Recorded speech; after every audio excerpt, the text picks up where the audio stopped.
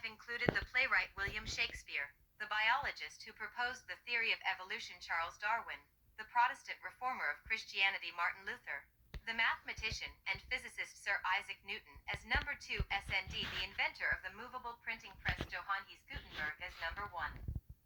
Monks used to take months to copy a book, so books were rare and expensive. In Canada, they did research a few years ago to find out who was the greatest Canadian in their history. They asked many people and leading candidates had advocates. The result had 10 leading figures. The 10th was Wayne Gretzky. The 9th was Alexander Graham Bell. The 8th was Sir John A. Macdonald. The 7th was Don Cherry. The 6th was Lester P. Pearson. The 5th was David Suzuki. The 4th was Dr. Frederick Banting. The top 3 choice were in 3rd Prime Minister Pierre Elliott Trudeau. He was trained as a lawyer. He led Canada for about 16 years through difficult times. In 2nd place was Terry Fox, who fell ill and had cancer and died at young age of 22 years. But he still began a cross-country walk that inspired a yearly event and has raised millions of dollars to fight cancer.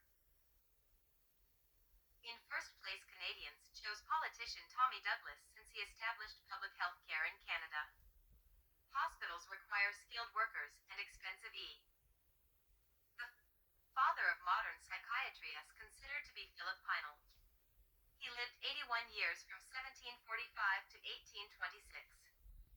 He wrote memoir on Macbeth in 1794, and a French book in 1801 translated in 1806 into Treatise on Insanity. He also published La Maladie Clinique in 1802, which was based on his work experience.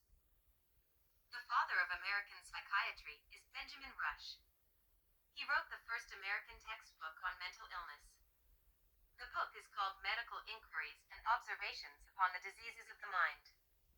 He lived 67 years from 1746 to 1813. He had 13 children, 2 of which are famous.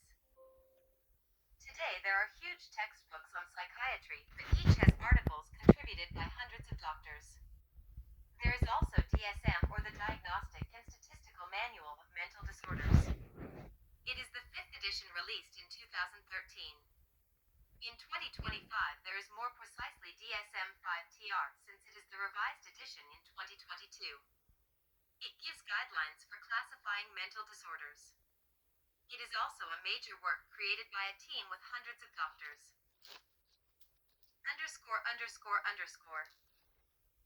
My note.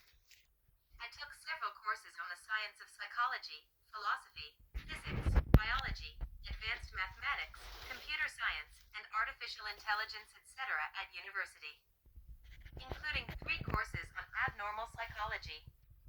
We even read articles from psychiatry journals in 2 courses.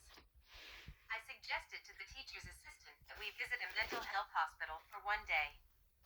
Since it is unfamiliar to us, he liked the idea and arranged for a tour. Clinical psychology has its roots in the history of philosophy. And I mentioned that the psychoanalyst Dr. Chesik surveys that history in his book Great Ideas of Psychotherapy.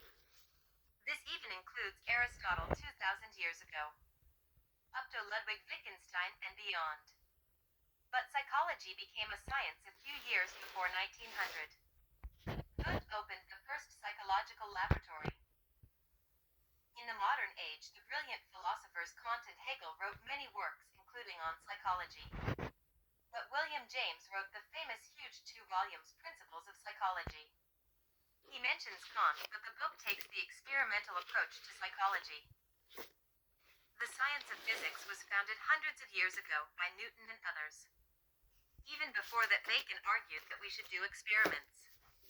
It mostly uses calculus or very advanced calculus methods of reasoning, developed by Newton, Leibniz, and many other mathematicians. Often measurements are made and a function is fitted to the data.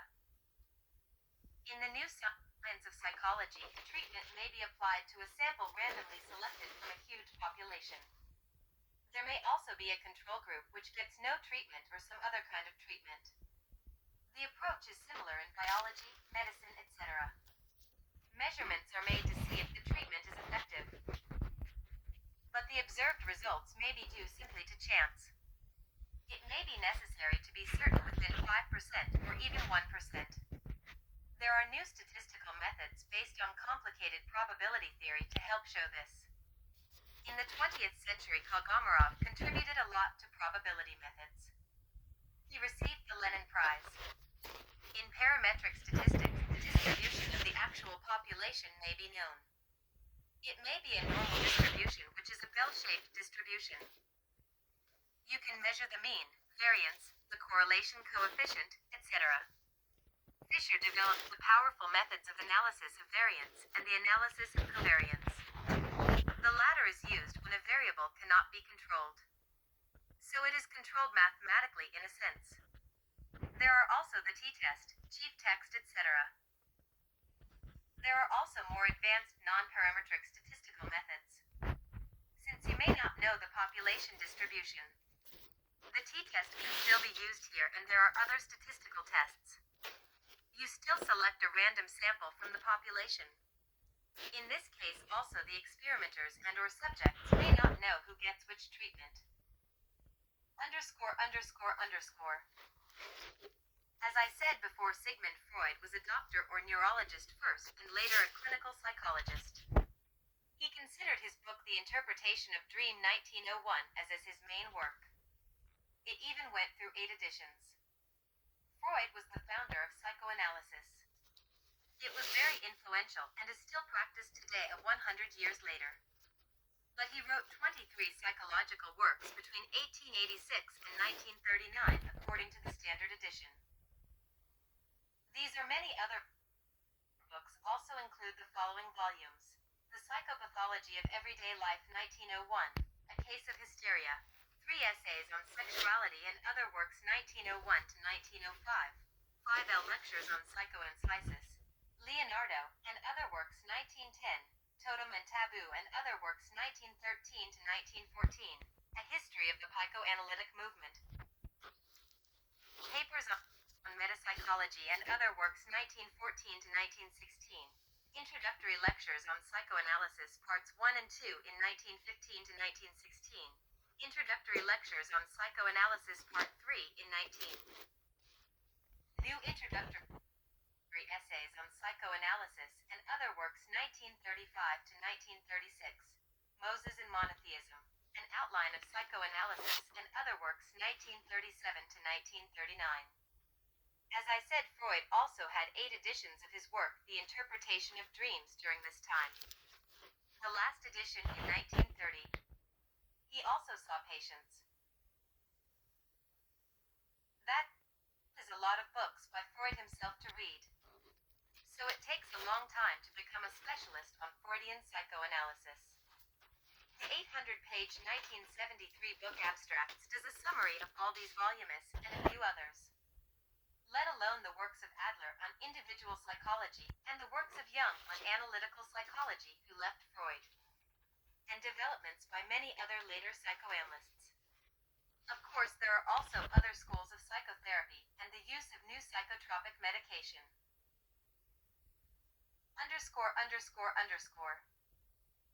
The historian and philosopher Michel Foucault lived 57 years from 1926 to 1984.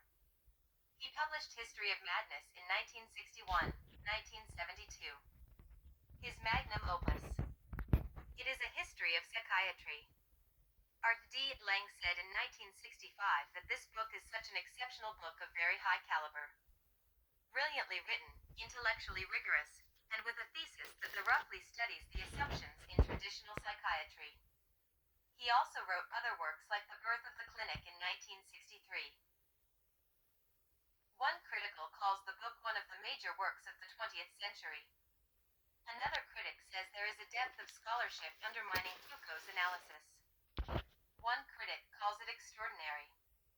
One critic says it is without a doubt the most original, influential, and controversial text in the field during the last 40 years. The philosopher Gilles Deleuze lived 70 years from 1925 to 1995.